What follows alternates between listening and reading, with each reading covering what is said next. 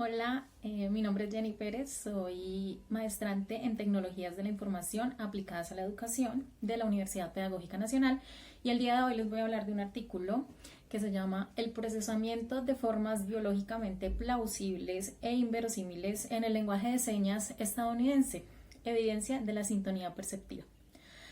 Este artículo fue publicado por tres científicos reconocidos en el área de la neurociencia, llamados Diogo Almeida, David Poppel y David Corina. Fue publicado en la revista Language Cognition and Neuroscience del año 2016, volumen 1, número 3, páginas de la 361 a la 374. Pero me parece importante que antes de hablar de la investigación objeto de este artículo, conozcamos un poco de quiénes son los autores del mismo. Empecemos por Diogo Almeida, quien es un brasilero. Él es licenciado en Lenguas y Literatura, maestro en Ciencias Cognitivas y doctor en Lingüística. Actualmente se desempeña como profesor asociado de Psicología de la Universidad de Nueva York, Abu Dhabi, donde dirige el laboratorio de lenguaje, mente y cerebro. David Poppel, por su parte, es un alemán licenciado y doctorado en Psicología y Ciencias Neuronales con formación en imágenes cerebrales funcionales, quien actualmente es profesor de Psicología y Ciencias Neuronales en la Universidad de Nueva York.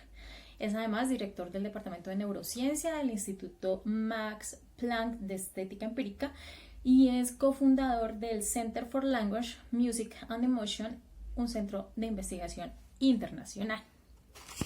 Por otra parte, David Corina es un estadounidense licenciado en Psicología de la Educación, maestro en Lingüística y doctor en Psicología, quien actualmente está trabajando en la Universidad de California. Es miembro de la facultad del Center for Mind and Brain, donde es director del Laboratorio de Neurolingüística Cognitiva y es miembro activo de varias asociaciones de neurociencia, neurología y lingüística. Se desempeña como editor de varias revistas académicas, fundaciones y agencias de financiación. Bueno, entonces, conociendo de antemano quiénes son estas personas, todo lo que han hecho, todo lo que han estudiado, pues vamos a entrar en materia de qué fue lo que se pusieron a investigar ellos tres. Entonces, en la investigación de la que habla el artículo se presenta una experiencia en la que estos científicos buscaron demostrar que la sintonía perceptiva, que está ligada a la discriminación lingüística y no lingüística, no se limita a los idiomas hablados, sino que se extiende a los idiomas expresados en la modalidad visual. Es decir, que este no se limita solamente al lenguaje de las personas que podemos escuchar y hablar, sino que también puede darse en los idiomas o las lenguas de señas, que son visuales. La investigación demostró que la experiencia del lenguaje y o la privación auditiva, o sea, la sordera, pueden moldear los mecanismos neuronales subyacentes al análisis de la forma humana compleja. O sea, que quiere decir que cuando hay experiencia de lenguaje, la sordera necesariamente modula el cerebro para que pueda entender el procesamiento del lenguaje y pueda analizar las formas humanas para expresarse.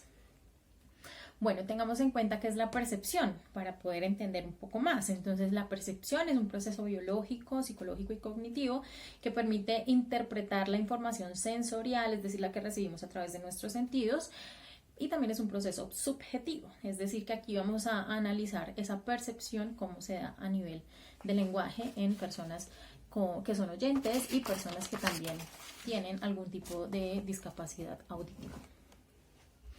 Entonces, vamos a hablar de que gracias a esta investigación se demostró que, bueno, se puede tener en cuenta que las personas hablantes y oyentes son muy sensibles a las diferencias entre los sonidos del habla y los que no son del habla. Entonces, estas diferencias se establecen a temprana edad. O sea, eso ya es muy conocido que las diferencias entre los sonidos del habla y los que no son del habla se comienzan a trabajar desde que somos bebés. Entonces, ahí va como una secuencia en la que evoluciona nuestro nivel perceptivo y nuestro nivel sensorial para determinar los signos lingüísticos dentro del cerebro.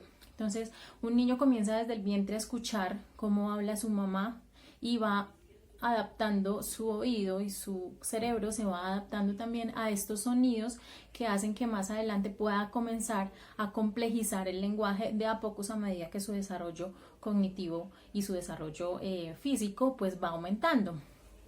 Sin embargo, pues es importante también conocer cómo sucede esto en personas que tienen discapacidad auditiva, porque si bien es cierto, es normal el desarrollo en los bebés, en las personas que tenemos audición, pues es importante mirar, bueno, cómo lo hace el cerebro, cómo procesa el cerebro un lenguaje sin escuchar estos signos y sin escuchar, obviamente, estos sonidos. Entonces, tenemos que hay algunos estudios de neuroimagen en adultos que han demostrado regiones auditivas en el lóbulo temporal superior bilateral que diferencian entre los sonidos del habla y los que no son del habla. O sea que cuando toman imágenes de las personas, pues como para determinar cómo hacen este proceso, se ha determinado que esto sucede en el lóbulo temporal superior bilateral. Entonces ahí es donde se discriminan estos sonidos. Bueno, también tenemos que hay estudios electrofisiológicos que han observado una rápida diferenciación entre las formas de el habla y las no habladas.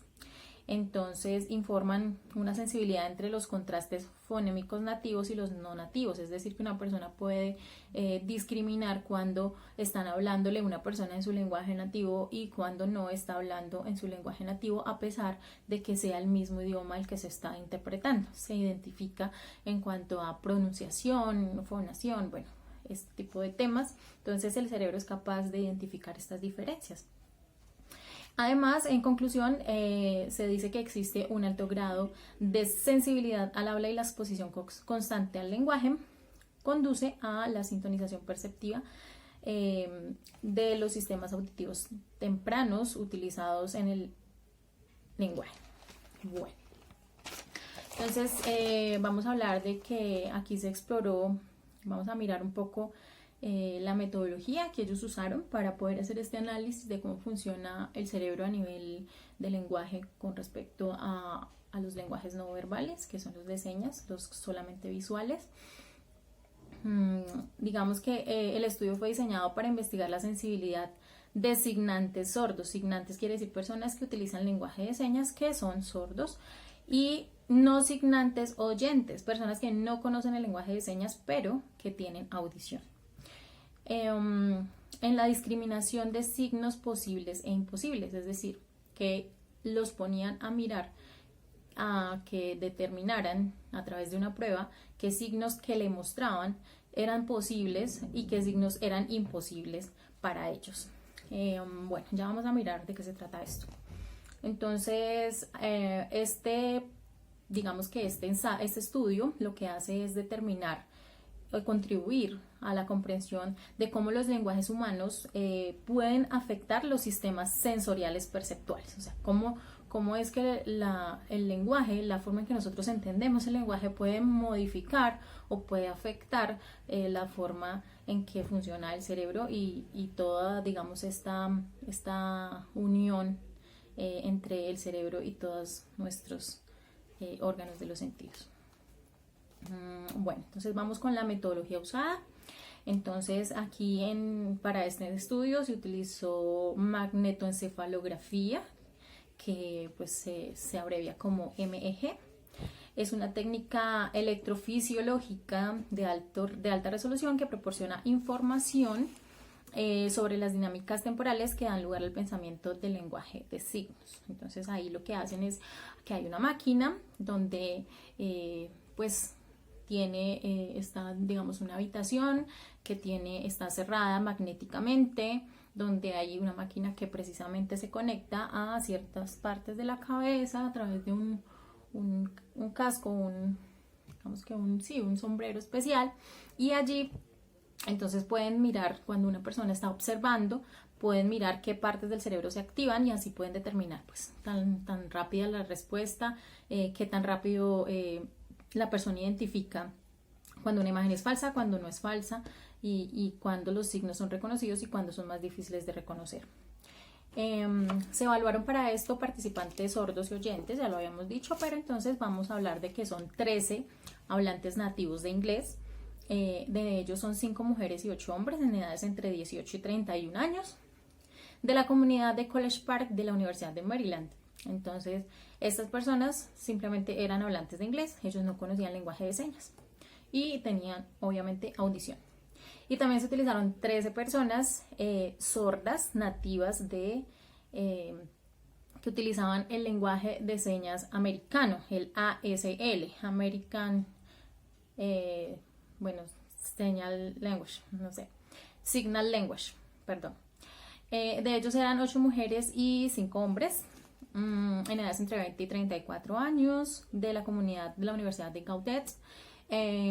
Todos estuvieron expuestos todas estas personas que carecían de audición, los sordos, ellos estuvieron expuestos al ASL, o sea, al lenguaje de señas americano, desde su nacimiento, ya sea por uno de sus padres o por ambos. Entonces esto era muy importante tenerlo en cuenta.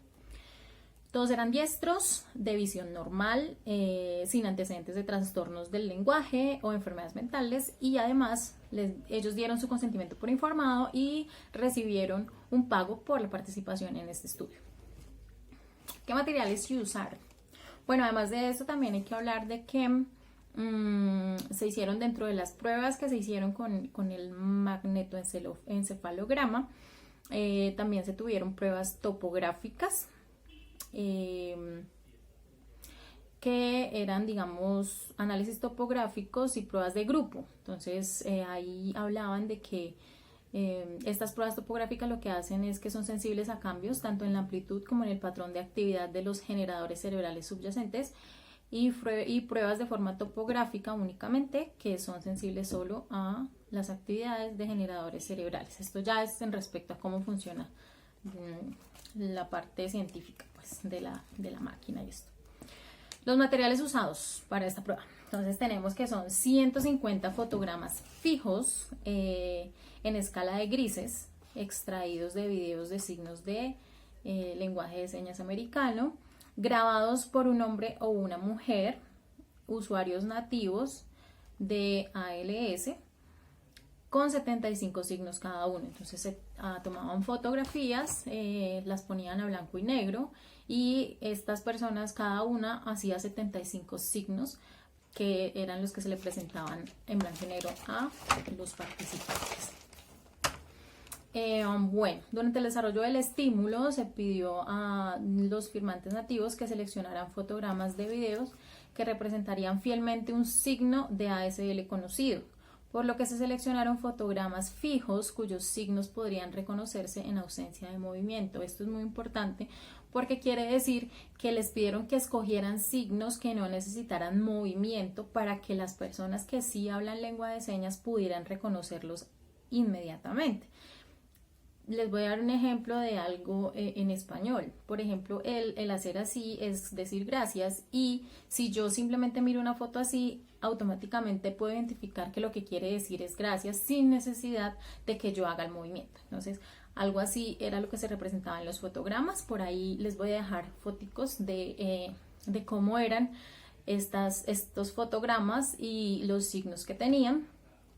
Y además hubo algo interesante, y es que ellos a la mitad de las imágenes las editaron con Photoshop para que la posición de los brazos y las manos quedara invertida. Es decir, que yo, por ejemplo, hacía esto y mi mano izquierda la pasaron para acá y mi mano derecha la pasaron para acá, entonces se veía, pues no se veía lógico, pero pues de esto se trataba, de que identificaran qué ademanes o qué formas eran posibles y cuáles definitivamente eran imposibles. Entonces, bueno, ellos hicieron esto con Photoshop, crearon estas imágenes, y lo que hicieron fue que llamaron a las personas que estaban participando en el estudio, y entonces dijeron, bueno, vamos a hacer el estudio en 2 bloques. Entonces aquí viene el procedimiento. ¿Cuál fue el procedimiento? Se hizo en 2 bloques, como ya lo dije. Uno fue de categorización de gestos, o sea, donde usted tiene que identificar el gesto que le están presentando. Y ellos lo que tenían que hacer era presionar un botón para indicar si la imagen era un gesto anatómicamente posible o imposible. Entonces ahí no tenían que reconocer qué significaba, sino que simplemente decir, bueno, este tiene la mano torcida, no es posible, o este está correcto, es posible. Era todo. ¿Listo? El orden de los ensayos fue aleatorio, es decir, que no cogieron primero a todos los sordos y después a todos los oyentes, sino que al azar cogieron a las personas para hacer su prueba. Cada ensayo, bueno, es importante tener en cuenta algo, y es que si ustedes ven un magnetoelectroencefalograma, es una máquina gigantesca donde hay la posibilidad de que los participantes de la investigación o estén sentados o estén acostados. En este caso, en la investigación dice que ellos estaban en decúbito supino, es decir, que estaban acostados boca arriba. Entonces, ¿qué sucedió? Estaban en una cama, en una habitación pues magnéticamente protegida, y ellos lo que hacían era acostarse, y el aparato, el MEG, lo que hacía era que tenía una pantallita, y ellos estaban con su pantallita acostados mirando las imágenes. Entonces estaban, digamos, en una posición bastante cómoda, simplemente observando lo que se les presentaba. Entonces el ensayo, digamos que la prueba empezaba durante 5 segundos, se les presentaba un punto de fijación, algo así como esos ejercicios donde le dicen a usted mire el puntico y mire fijamente. Entonces usted, listo, se queda ahí para fijar la atención, ¿no? Y luego decía que se presentaba un gesto, o sea, una imagen, que se dejaba hasta que el participante respondiera, o se agotaba el tiempo en 3.500 milisegundos, 35 segundos.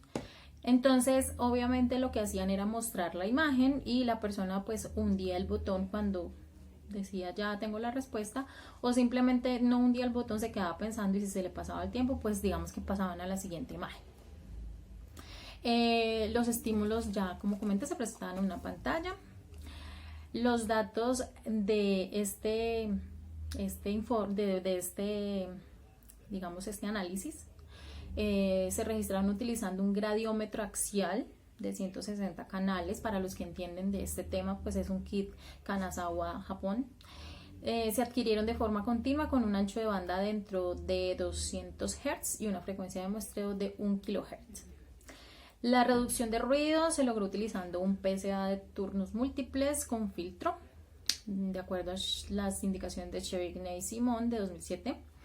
Y se excluyeron del análisis de los resultados, se excluyeron los ensayos contaminados con artefactos, las respuestas incorrectas y los ensayos en los que los sujetos no respondieron. En total se excluyeron el 20% de las muestras del grupo de firmantes que eran sordos y el 29% del grupo de oyentes. Se realizó una prueba topográfica simple y una prueba de conglomerado por cada grupo. Bueno, esto fue la prueba como tal. Entonces yo creo que ya se entendió, ¿no? Se metían al aparatico, iban mirando las imágenes y apretaban un botón, si era falso o verdadero, bueno, si era posible o imposible, y ahí digamos que se iba analizando cómo se iban mirando las imágenes, y obviamente se iban captando imágenes de qué parte del cerebro funcionaba en el momento en que cada persona, siendo oyente o siendo sorda, reaccionaba a la imagen para identificar si era falsa o era posible. Vamos a ver los resultados. Entonces, ya hablando de los resultados, los participantes sordos fueron más precisos que los participantes oyentes. Bueno, entonces en esto tenemos que el grupo de sordos fue más rápido que el grupo de audición en la tarea de discriminación. O sea, cuando tenían que definir cuál era posible y cuál era imposible, ellos fueron más rápidos. La interacción entre el tipo de gesto y el grupo no fue significativa. En cambio, se revelaron respuestas más rápidas a los signos posibles que a los imposibles. Es decir, que en general, en grupo, a todos les fue más fácil identificar los signos posibles que los imposibles. Es decir, cuando les mostraban, por ejemplo, la imagen que les mostré por ahí de una mano pues en una posición bastante rara, de pronto era donde más se quedaban pensando. Entonces obviamente era un poco más lenta la respuesta como tal.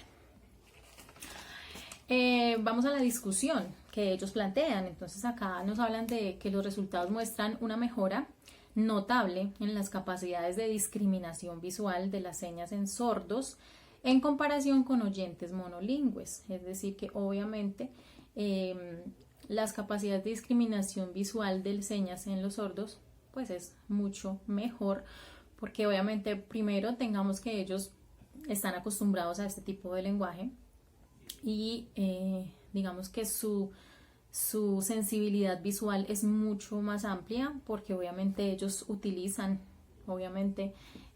sus ojos para poder analizar y percibir un mensaje a través de este tipo de lenguaje. Entonces es como, digamos que lo esperado, que ellos pues tuvieran mejores capacidades para discriminar este lenguaje de señas.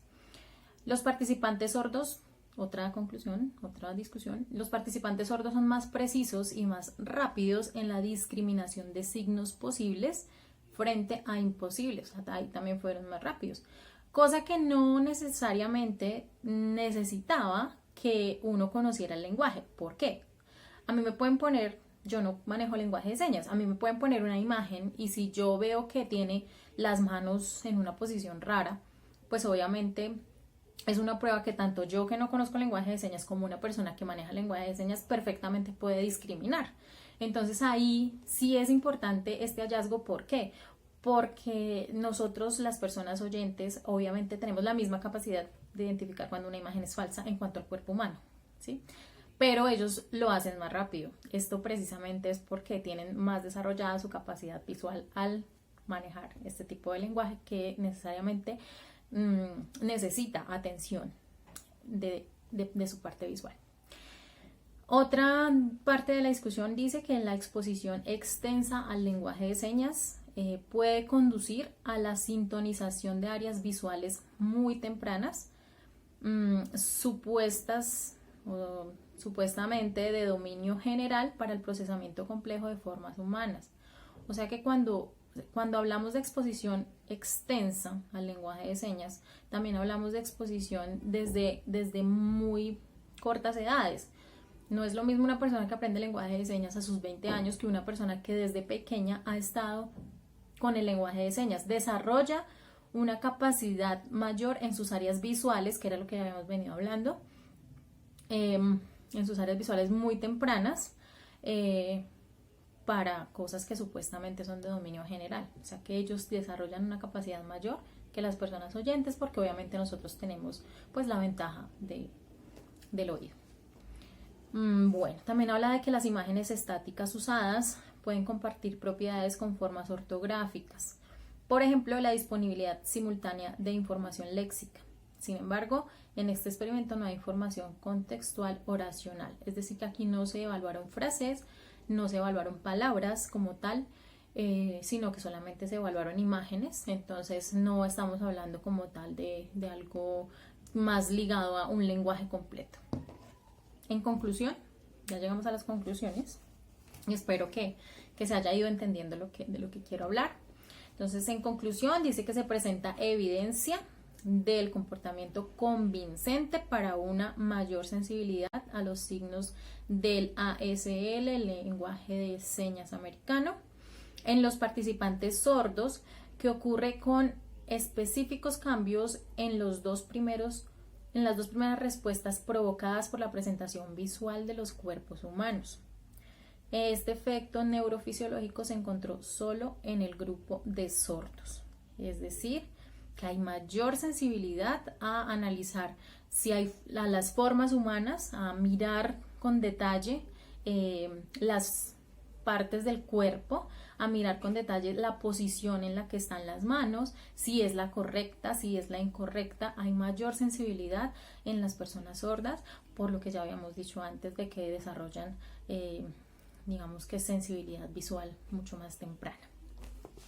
Por otro lado, decimos que los resultados sugieren que la experiencia lingüística o la privación auditiva profunda temprana da forma a los primeros mecanismos neuronales que subyacen al análisis de la comunicación visual, probablemente sobre la base de modelos internos predictivos y altamente articulado de procesamiento de gestos y lenguaje. ¿Esto en qué se traduce?